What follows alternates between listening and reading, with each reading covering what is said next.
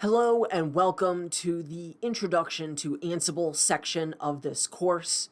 In this video, we'll be taking a look at Ansible's architecture and capabilities and doing a brief overview of its operation, both in a standard format as well as how it operates when interfacing with Juniper devices. So the first thing I would like to do is to get a sense as to where Ansible falls within our automation stack. So let's bring up this familiar diagram here of the Junos automation stack. And to point this out is Ansible resides up here, along with Salt, Puppet, and Chef. That Ansible is written in Python and utilizes the PyEZ library for interfacing with Juniper devices. Now, PyEZ interfaces with our devices over netconf, which is interfacing with the XML API. The XML API is hosted by the MGD process, which is running on our Juniper hardware. So Ansible is something that is written on top of Python. It is written in Python, and it tries to abstract away a lot of the coding involved with automating our devices to make it so it's more approachable and can be quicker development and easier to get started. That our Ansible plays, which are what are used to describe the tasks that are done in an automated fashion, are written in YAML. So you are not actually interfacing by coding in any Python. You don't need to know Python in order to use Ansible. However, it is very handy if you do, and we will be covering some Python basics later in this course. So let's take a look at some of Ansible's features and why we might want to use Ansible. So Ansible accelerates the deployment and modification of infrastructure. It was originally created to manage compute devices or servers, but it's now been extended to support networking devices as well. It is used to automate our configuration management, and it provides idempotent operation. Now, what does idempotent mean? It means that changes are only made once, and it's only made if they need to be made. So this is where our declarative structure comes into play. We, as the network engineers and network automation engineers, are declaring to Ansible what we want the final configuration state to be, and Ansible is figuring out the finer details of how to make that happen. And is doing this to where it will not commit a configuration unless it needs to be made. If we are creating a playbook that says to add our loopback 0 interface to our OSPF configuration, then that will only be done if it doesn't exist in there already. If it is already in our configuration, a commit will not occur because no changes were needed. So that's something that's a little unique and special about Ansible. It is not just running a set of instructions in an automated fashion. It is actually taking the state that we are providing and determining how or if any changes need to be made to obtain that state. So let's take a look at how Ansible typically operates, and then we'll be looking at how Ansible operates, particularly when interfacing with Juniper devices. So Ansible's standard operation is that the modules are executed on our managed nodes. They are actually copied from our Ansible management node over to our managed nodes, being the servers that we are managing or other devices. And then the playbooks are also copied via SSH, and they are executed by our management nodes. So some requirements here, right, are that Python needs to be installed on our managed nodes in order for them to execute these Python modules.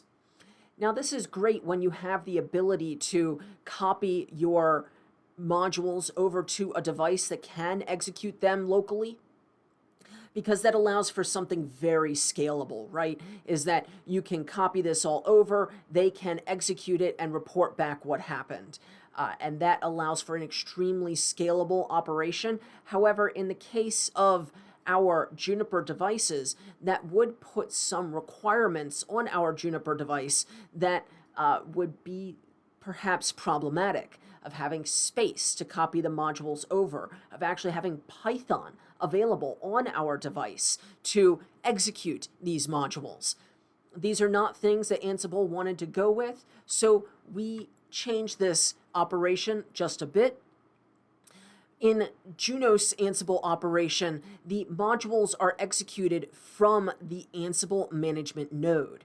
So the playbook is read on the Ansible management node, the management server for Ansible, and those end up executing the modules, and those modules interface with our managed nodes via netconf over SSH, or could also potentially be serial or telnet, and those execute RPCs or remote procedure calls on our managed devices. So the files are not copied to our managed nodes. They are executed locally on our Ansible management server, which then interfaces with our managed nodes via netconf sessions. So let's take a look at what the base environment is for Ansible. So Ansible management node or management server requirements are that you must be running Linux, Mac OS or OS X, or BSD. Unfortunately, there is not Ansible available for a Windows environment. You do need to have Python 2.6 or later, or Python 3.5 or later. Now, Ansible, because it is written in Python, it is itself a set of Python modules that it can be installed by pip. So we can just do pip install Ansible, and that will install Ansible for us on our server. The full information for the installation guide can be found at the official documentation for Ansible located here. Some of the Juniper integration requirements are that you do need to have PyEZ installed, because a lot of the modules reference PyEZ for doing our netconf sessions and interacting with our devices. PyEZ must be installed separately using pip install junos-eznc. We also need to have JXMLEs installed for interfacing with the XML API output. And this is installed using our pip install JXMLEs. Now, the Juniper.Junos Ansible Galaxy role is not actually required for interfacing with our Juniper devices, as there are a fair number of modules built into Ansible as it ships with them, which can interface with Juniper devices, though you will get a much richer experience and have much more information available to you if you use the Juniper.Junos Ansible Galaxy role, which is the role that is written and supported by Juniper Networks. And we'll talk a little bit more about that in the following slide. In order to install this role, though, you would execute the Ansible Galaxy utility and call the install Juniper.Junos. And finally, in order to interface with our device via netconf over SSH, it does need to be enabled on our device. And that is done through the set system services netconf SSH configuration mode command. And go ahead and commit that configuration to enable netconf over SSH. So I spoke a little bit about our built-in modules and our Ansible Galaxy modules. Let's talk a little more about that here and the difference. So our Ansible module library is what is officially supported by Ansible, and it is written by Ansible. It's what comes with Ansible when you install it, and these are what are supported by Ansible Tower. Ansible Tower is the graphical interface for Ansible. It is a premium product that is generally sold to enterprises. Now, Ansible Galaxy. This is a community-driven and community-supported library of modules. Ansible Galaxy is the official community for sharing Ansible roles. There are other communities out there, but Ansible Galaxy is the official one that Ansible has created to allow the community to share custom-made roles. Now, this is the home of Juniper's own Juniper.Junos Ansible role. Juniper.Junos is written and supported by Juniper, not Ansible. This is something really important that has been on a lot of exams. I believe it was on mine when I took it, of trying to ask whether the Juniper.Junos role was supported or written by Juniper or Ansible. And the answer is it is both written and supported by Juniper and not Ansible.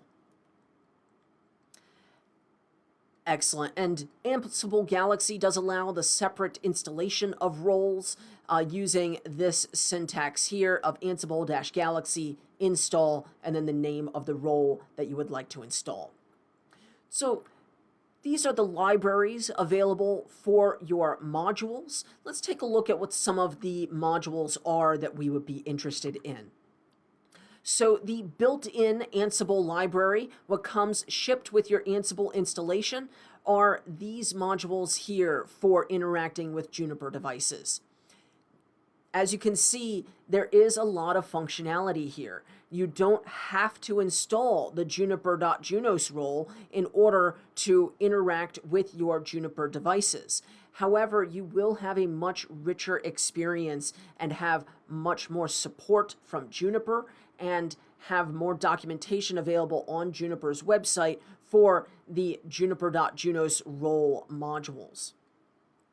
Now, we're not going to talk about each of these individual modules. I would recommend reading through this list just so you are familiar. I'll go ahead and move my bubble out of the way here so you're able to see the modules on the bottom. If you want to take a screenshot of that, definitely do so now.